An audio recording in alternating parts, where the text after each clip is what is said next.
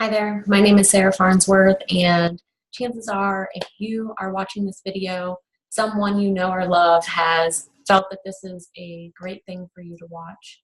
Um, I'm going to share a little bit about my story in hopes that it helps you. I know there is no judgment, there is no, I'm not trying to encourage or discourage any of your decisions, but I want you to hear a little bit about my testimony in hopes that it will help you. Several years ago now, I don't even remember what year it was, but I too did want to divorce my husband. It wasn't something that I had decided for or took time to really think about. It was one of those things where there was one day that we were having a disagreement, and he was laying under the sink working on our garbage disposal, and he said something like, what are you going to do, leave me? And I said yes. Like many of you, we had several small children. We have three. Ages now are 15, 11, and 9. And we were just doing the do. He has his own small business. He worked a lot. He worked out on the truck. He did all the payables, all the receivables, all the bidding, all the estimating. He would get up early, work before he went in, work from 7 to 3:30, 7 to 5. Then he would go to the office and finish and work till 10.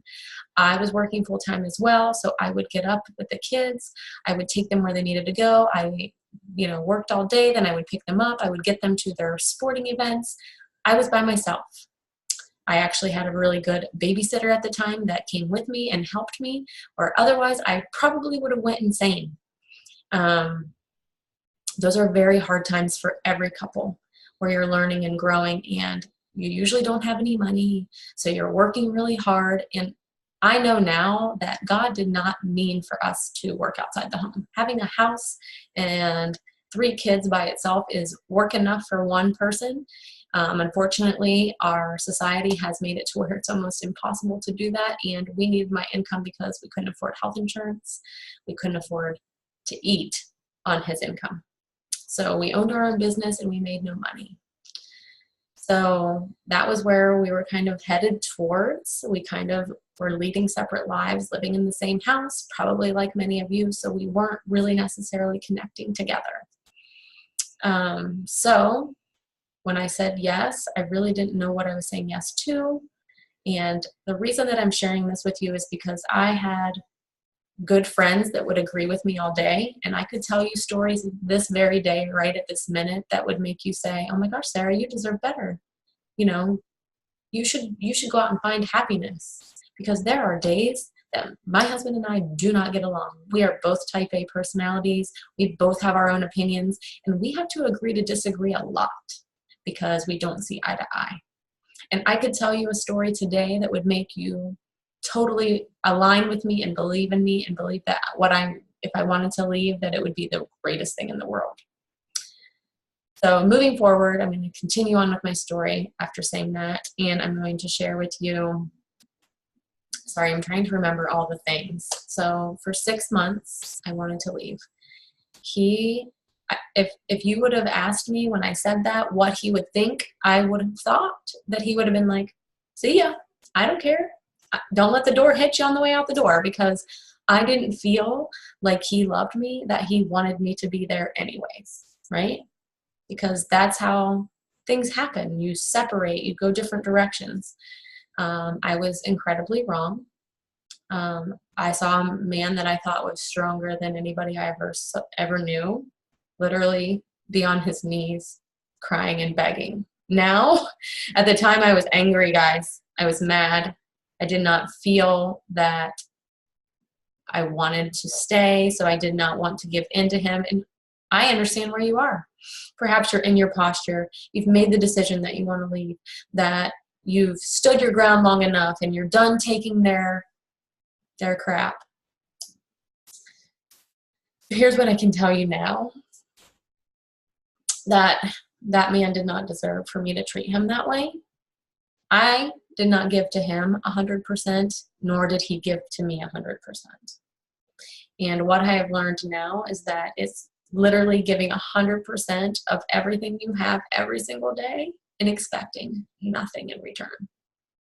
We are called to be like Jesus. We are called to forgive that person or any person every single day, just like we are forgiven. And unless you are pretty well perfect and you do everything perfect every single day, then I applaud you, because I know I am not perfect. I am less than perfect. So at that time, though, I didn't believe that he deserved a second chance. I was done. I did not want to hear that anymore. And luckily, I had some very good friends who loved me enough to speak truth. And they said to me, they sat me down and they said, Sarah, you do not know what you're saying. You do not want this for your family, and you do not want this for you. Happiness is not on the other side of the rainbow like you think it is. And I was running hard, and I am the type of person that when I make a decision, I'm done. Like, period. I do not look back. I am not giving in. I'm not giving in. Like, I'm strong. I'm kind of harsh. I'm kind of hard. And I'm not saying that's right, but that's how I was. But I never stopped going to church. I never stopped listening to Dwight's messages. And there was still that side of me, that weaker part of me. Because here's what you have to remember. There was a day that you loved that person. You decided to marry that person. You've had children with that person. And you have to remember the reason that you said yes, the reason that you made the commitment the day you did, and the reason why you said yes to forever. Because that is what you are doing when you get married. It's one man, one woman, one lifetime. My husband said that to me probably every single day during that time, and I did not like it. I did not want to hear it, but he did. Looking back now, I'm grateful for a man that was not afraid to show his weakness and not afraid to beg me to stay. I'm grateful for the people who spoke truth, the ones that disagreed with me, that said, Sarah, you need to stop. You need to look. And when the 6 months had gone on that I drug my feet, even though I'm determined and I'm a person who does not usually back down, I knew that I was holding back for some reason. We both went to lawyers. We both sat down and spoke to them. I did not ever file any papers, nor did he. And here's what else I can share with you. The day that I decided to stay was New Year's Day. And he basically said to me, you're going to choose today. Because I was dragging my feet one way or the other, living in limbo. But here's the one thing I can tell you. I love my kids more than I love myself, and their happiness means more to me than any of my own happiness.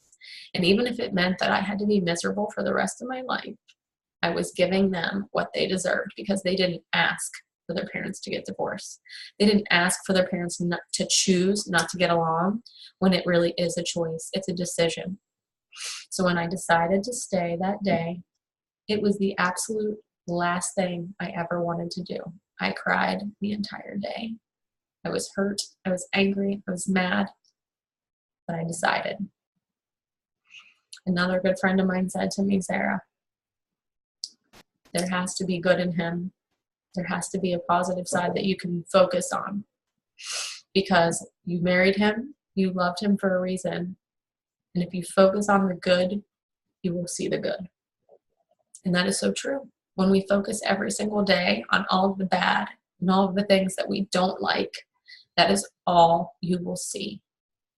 So I'm telling you now that when you focus on the bad, you will see the bad. What you focus on, you find.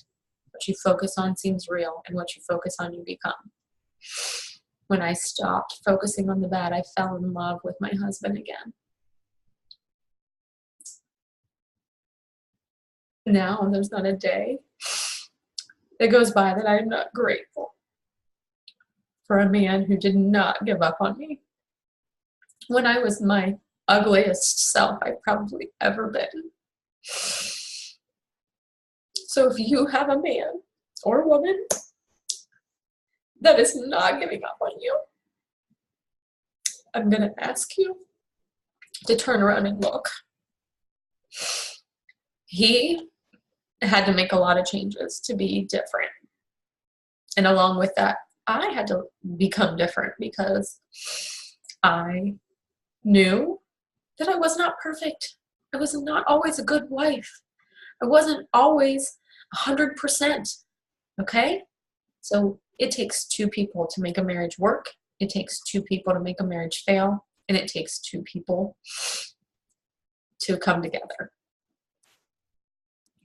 So after that happened and we decided to bring it back together, my husband's business has grown. We have been blessed. I work for him now part-time. I also am able to pursue my passion in health and fitness. I'm a coach for people who need to lose weight, and I love it. But because of all of the blessings, because we did the do and we made the decision to make it work, I think that God has more than blessed us. So now that God is calling me to reach out to people like you, to share my story, I found this was the easiest way to be less evasive. It's not scary. You don't have to meet someone and talk to someone you don't hardly know, but you can watch my video. And I think this is only the beginning. I have a lot of friends who I think will be more than happy to maybe get on a call with me and do an interview that have been through divorce, that can share with you the regrets, the repercussions, the negative side, because there's always going to be negative. It is not meant to be that way. Divorce is way too easy. I'm going to be raw and real with you here. It's too easy. We've made it easy to leave rather than stay because working it out is hard. I wouldn't say that we've always had a great time. It hasn't always been great. In fact, right after we decided to stay together, our youngest daughter developed seizure disorder. When your child has something happen like that, it is the scariest thing in the world. And I cannot imagine if I would have to pack her up and send her off with her dad. And I wouldn't be able to be with her every single second because you never know when that's going to hit. I wouldn't be able to live with myself. I wouldn't be able to deal with the anxiety and the stress. And I'm not saying that that could happen to your child, but I'm just saying that is something that happened to us that I was grateful that I get to be with my children every single day. And I never have to be away from them. I am there for everything. So that was something I wasn't willing to give up. Also, since then, I'm just trying to remember all the facts because there's so many blessings and there's so many things that we went through that I think, dear God, thank you. And I probably don't say it enough. I probably need to be on my knees every single day.